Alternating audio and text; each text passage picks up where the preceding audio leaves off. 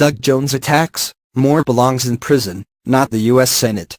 Mobile, a Democrat Doug Jones is taking off the gloves with 1 week to go in the Alabama Senate race, blasting Republican opponent Roy Moore by suggesting he belongs in prison, not the Senate.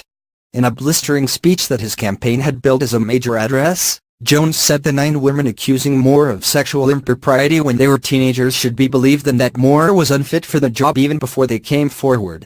"I damn sure believe that I have done my part to ensure that men who hurt little girls should go to jail and not the United States Senate," the former federal prosecutor said. The Senate candidate is accused of sexually abusing a teen girl and sexual misconduct towards other teens and young women, decades ago. Moore has repeatedly denied our wrongdoing, saying the women are lying. "Roy Moore has never, ever served our state with honor," Jones said.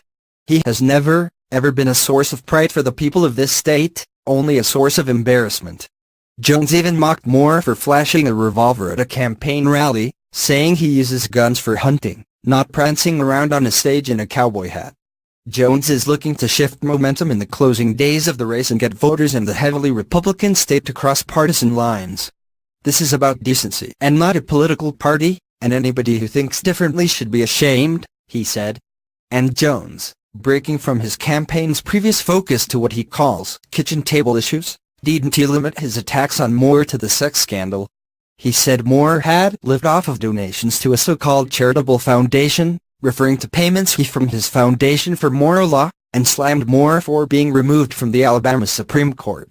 "I've never been fired from a job I've held," Jones said. He warned Moore would be a disaster for business in Alabama, because multinational companies wouldn't want to associate with the state. Roy Moore has spent his entire life using whatever position he was in to create conflict and division in order to promote his personal agenda, Jones said.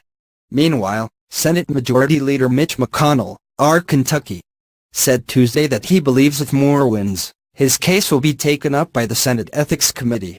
"I had hoped that Judge Moore would resign," McConnell said. "In other words, withdraw from the race, but that is obviously not going to happen.